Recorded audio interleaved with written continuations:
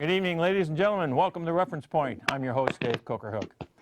This evening, I have a guest who's joining us from Trinidad, actually. His name is Sheldon Scipio, and Sheldon is well, he likes to refer to himself as a serial entrepreneur. So I wanted to have this conversation with him to talk about the concept of entrepreneurism, having your own business, starting your own business, making something work from a business perspective from two angles. One is, what does this activity look like in the Caribbean? But secondly, how to take an idea that might be generated in a small locale like Trinidad and expand it globally. And we're going to talk about that today. So Sheldon, are you there? Welcome to Reference Point.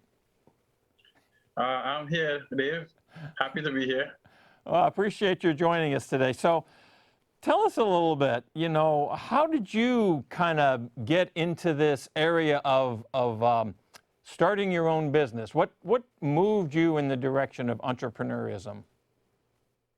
I have to say, from the Caribbean, you always sort of pointed in that direction because the avenues for work when I was a child was you join the army, the police service, etc., or you find a type of government job, or which is all limited in the imagination and with your skills, or you do something on your own.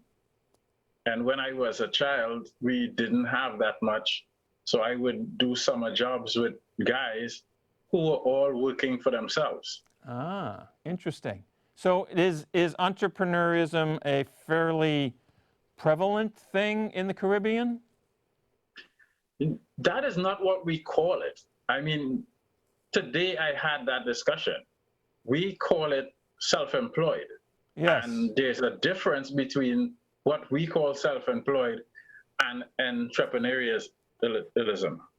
There's a very grave difference. The self-employed is make enough money just to get by. Okay. And to me, being an entrepreneur is about having a global, a universal dream of this skill or this idea that can be marketed everywhere to anyone.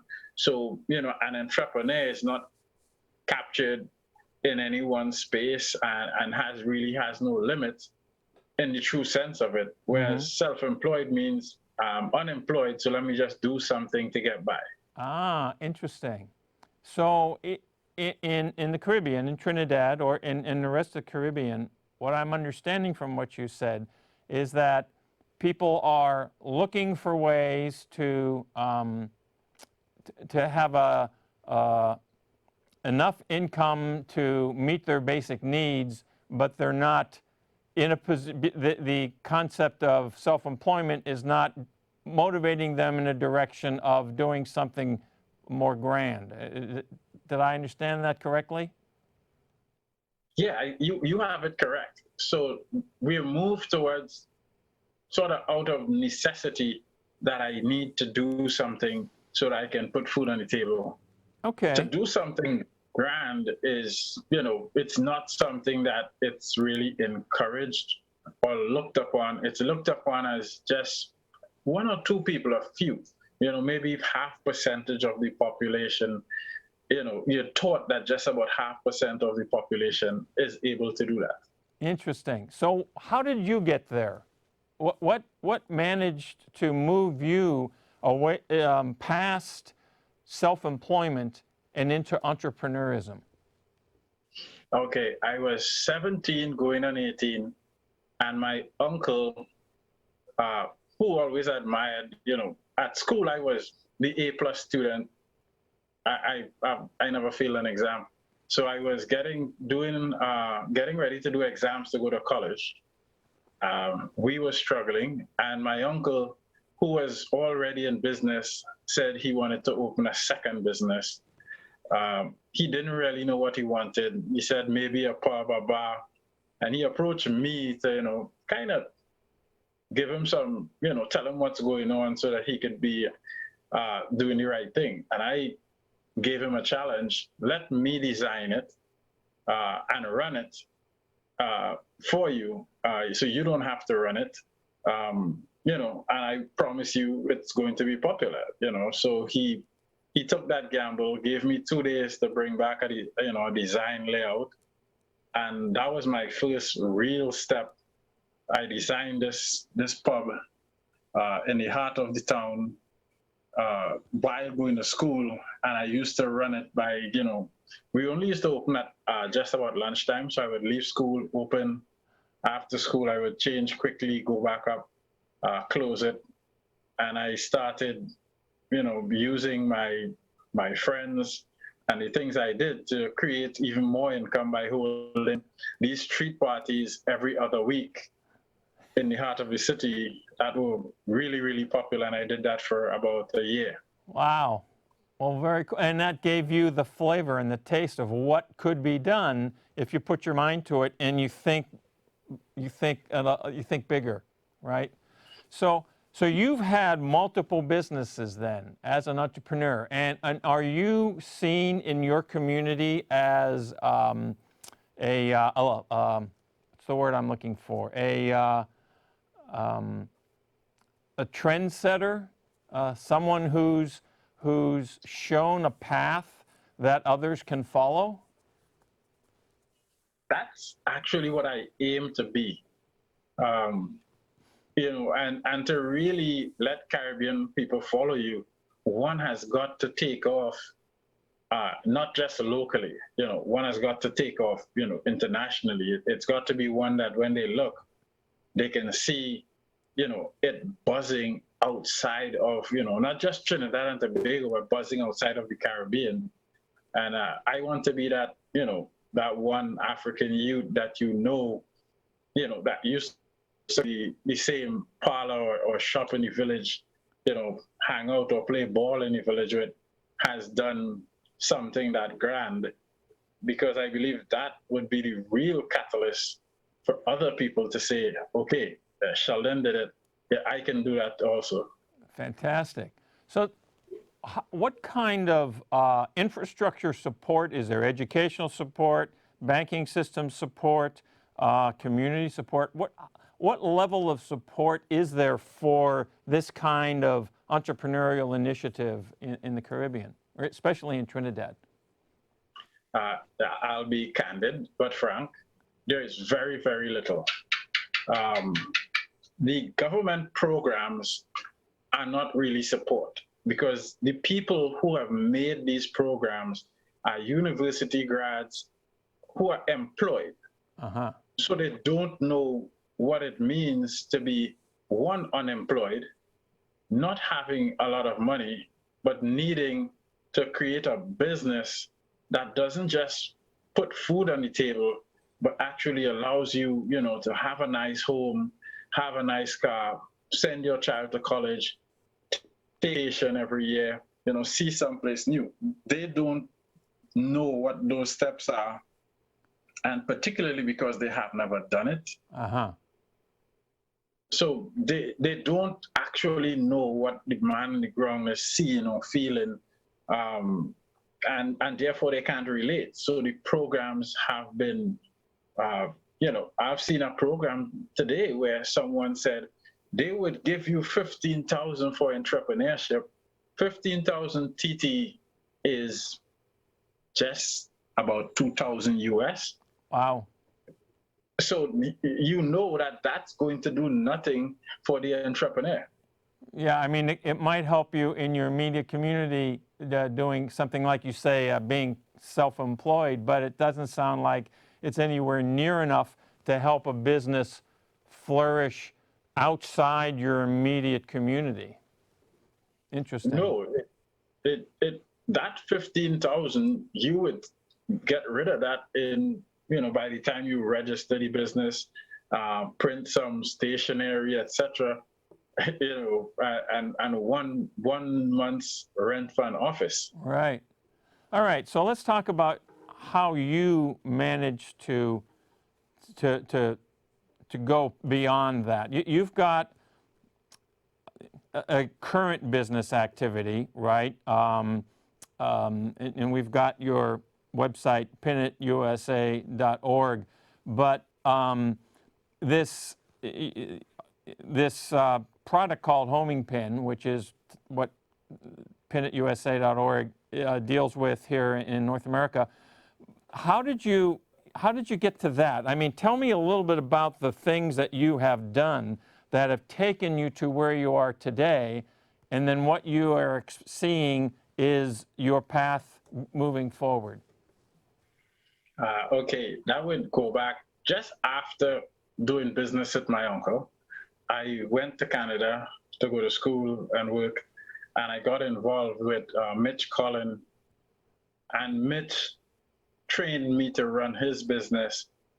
Mitch's business model is, if I teach you how to do this, I can put you in a city, you run the city for yourself, and I make money on every product you sell.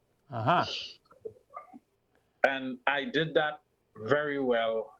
And then I ended up with a motto of, if you fail, go bigger. Okay, I like that. That motto came out of, just sports and everything. If to go bigger, it means you have to research more, work harder. And that means just what you were trying to do and failed, you would now achieve that. Got it. So when I had to come back to Trinidad because visa and permissions to be in Canada ended, I came back and I didn't really want to go to work anywhere for anybody. But again, it didn't have the mechanisms in place for you to put an idea together. So after several job types, I decided I would make USB models, which is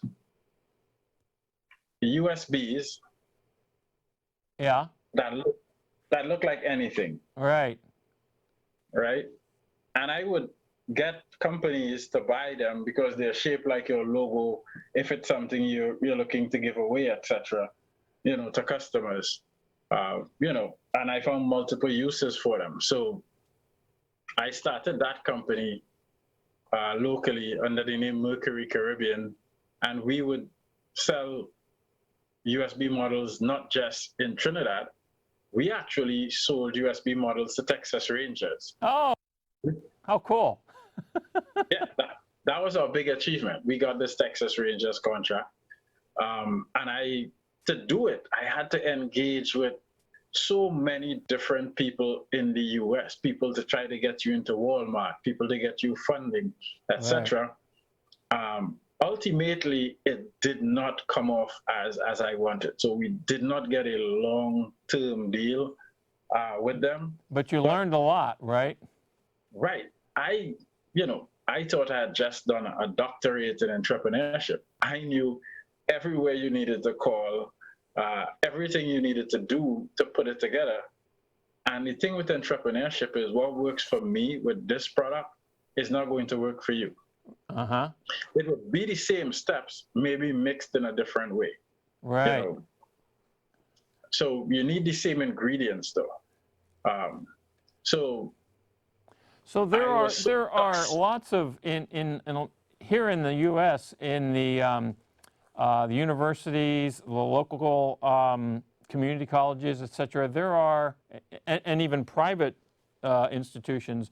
There are a lot of courses and training in the area of entrepreneurship. There are companies who teach skills in the area of entrepreneurship. I'm understanding you to say that you kind of had to find that on your own because it's not available to you, at least readily available in the Caribbean. Is that correct again? Yeah, you hit the nail on the head. Our local courses told you register a business, write a business plan, create financials, go for a loan, you have a business. Right. And that is true, but you don't have a successful business. Right. So there needs to be a way to teach you to have a successful business, which to me, and this is what I think everyone misses out, you need mentorship. Right.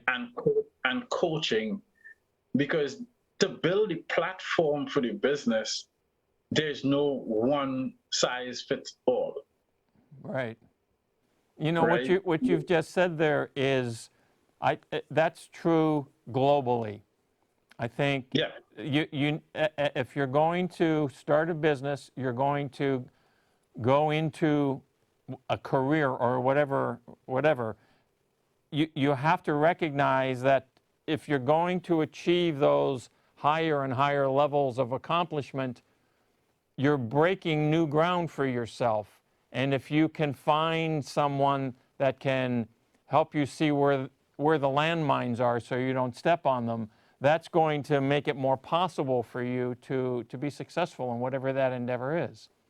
I think, yeah, yeah. I have a habit of relaying everything back to sport, which I was very successful at also. Um, that's how sport works. You have a coach for little league, but it's a different type of coach when you get out of there, a different kind of coach for college, and a totally different coach for the pro league, right. Makes right? sense. Yeah. Otherwise, the athlete is going to fail. All right. So what do you think? Are you seeing international investment into entrepreneurial like activities in the Caribbean these days? Is there a growing interest in what can happen there for you, or are you guys I still can under name. the Can radar? I name? Can I name drop? Go ahead. Okay. No, there isn't a real growing interest.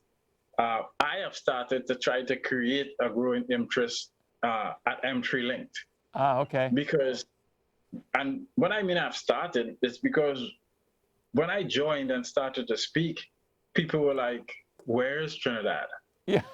And they tell me they think of here as a beach. Oh This is a yeah. place you come to get married or have a vacation. Right. But this is not a place that they consider you're going to talk to somebody with a fleshed out idea that you can say, hey, look, here's a half a million seed money because I believe in this idea. Right. So I caught them and they were honest. Look, I'm talking to you. You're from Trinidad in the Caribbean and your idea is amazing. So there has to be more like you. You can't be just the only one. And I'm quick to say, no. I have a bunch of people around me with brilliant ideas, etc. But because, for example, you get $15,000, in this program, uh, even if you go to some of the bigger programs that you would get $100,000, you have to divide that by 7 to realize what you have in US, Right. and then you realize it's nothing. Export Dojo in LA gives you almost half a million in seed money. That's what they try to raise, half a million US. Here, you're not even going to get half a million in total to try to do what you're trying to do. Right.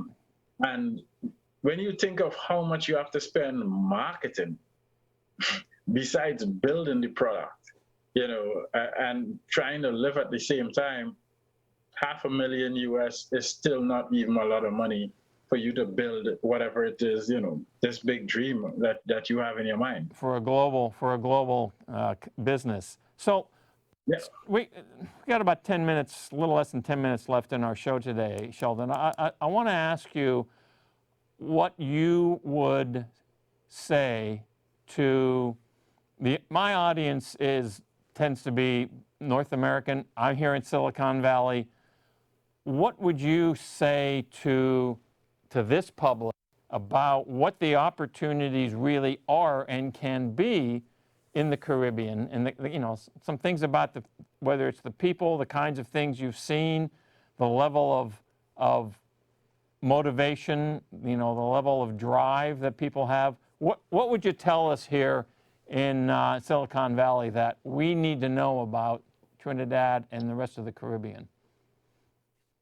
Trinidad and the rest of the Caribbean is an ideal place to look for ideas, to look for people who are motivated to build an idea. The best ideas come out of necessity or not being able, not being able to do something. So you have to create your own way to do it. And we have a lot of that here. We have a lot of ideas on how to plant and where to plant. If I take you to Paramin, you would be amazed. You would think the goats that climb those hills are planting on that hillside. You go across to Tobago, the amount of different types of foods, that are being made in Tobago, the craft, jewelry. If you come to Trinidad, I can introduce you to people who have great ideas for nursing homes, new ways to do it. Wow. You're going to meet people in sport who have new ideas to coach, to train people, how to put it together. We know that the Caribbean is athletic. Right. So there's always opportunity to invest into some sort of athletic team, some sort of, build a stadium that is, one that can bring in players and teams from everywhere in the world. For example, a youth Olympics in the Caribbean would reveal to every university and college in the US who are the youngest track stars. Oh, yeah, right. So, investment into an idea like that is also going to yield a lot. I know people that had that idea. It's been sitting on their desk for like 8 years, that type of thing. So there's a lot in film. We have a lot of budding people with film who have done small films. They just can't get the film to be shown to somebody who can say, yeah, I like this idea. Right. And a Caribbean film idea has never been shown really on any international TV. Right. So Caribbean films or TV shows would be, something you would go wow at, because our language, our humor, everything, we have comedians, we have everything that you think you have in the US, or everything you have in the US, and we have it with a different flavor. We have a different way to do it, and we have all of these being born out of local ideas. Right. Cool. That's awesome. So, have you seen the beginnings of some level of understanding of these possibilities and some possible growth outside of yourself? I know that you're being successful with what you're doing with your organization, and I remember you telling me recently that you're going to, in the not too distant future, be coming sometime maybe even next month to the U.S. To the Los Angeles area to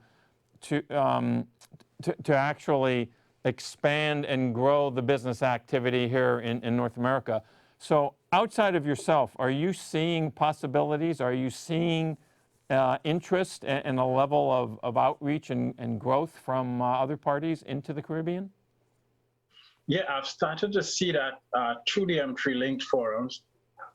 People have started, at M3 Link. Right now, we are trying to plan how we can get, 20 people to actually come down to Trinidad and have a weekend forum and visit, listen to people's ideas, etc., to invest in it. I got that also from Expert Dojo. Expert Dojo, one of their senior vice presidents, actually came and listened to a pitch night that I organized.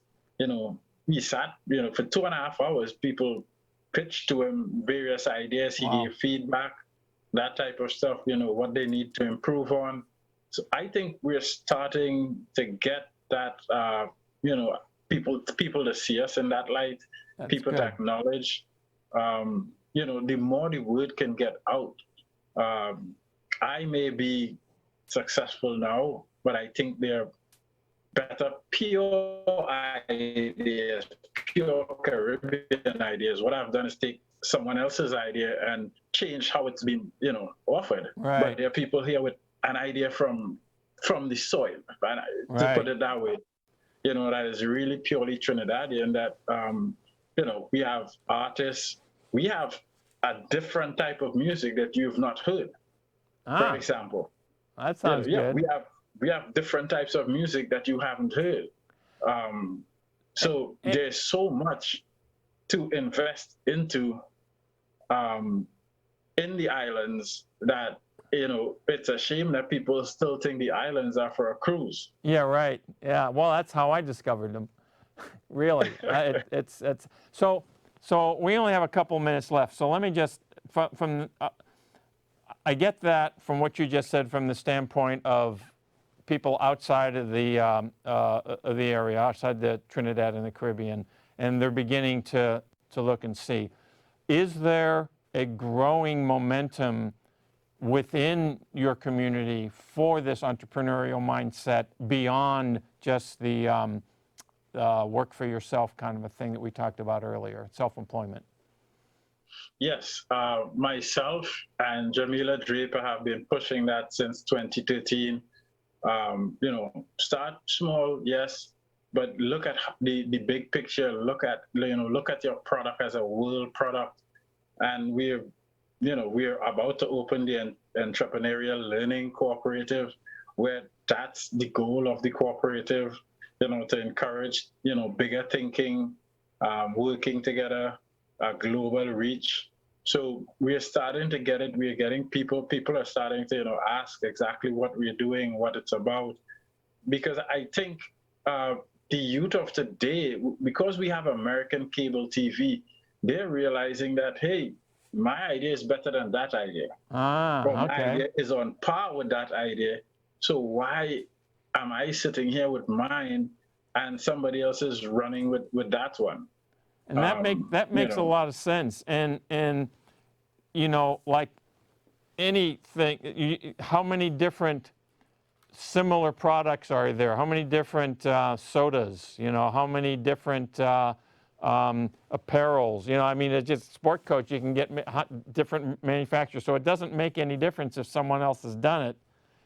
Maybe it's a possibility of doing it better, and so that's really awesome. Well, we've got just a little more than a minute left here, Sheldon. So I want to thank you for just being right out there and telling it like it is, and that's wonderful. So I'm going to ask you just to summarize. What would you like the folks here in the U.S. who are watching this to understand and know? And what do you want to say to your fellow Caribbean entrepreneurial mindset people? Start with Caribbean people. I would love if you all, think big and take the risk. Without risk, there's no reward. The bigger the risk, the bigger the reward. It's more risky not to try it. We can develop our ideas and have dynasties, have big organizations, have big products and services, but we have got to get out of that mindset and take the risk. Mm-hmm. To the American people, you're missing out on a lot. We are not just sun, sea, and sand. We are music, we are TV, we are movies, we are products, we are services. We are all of those things undiscovered. The Caribbean islands are gems that are not polished yet. Hey. You come down here with some fine sandpaper and you would be amazed at the diamonds you would be able to uncover. But please come with a partner mindset. The one holdback that you may meet in the Caribbean is people thinking that you're coming to take their ideas and carry it away and leave them with nothing. Understood. So in other words, come down with the proper mindset. Sheldon, thank you very much. It's been awesome having this conversation with you. And ladies and gentlemen, I hope you've learned something.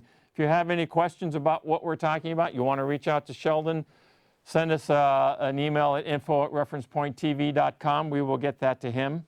And ladies and gentlemen, I appreciate that you were here, and my crew, thank you for being here and helping us record this show. And Sheldon, thank you again. And for all of you viewers, we'll see you next time on Reference Point.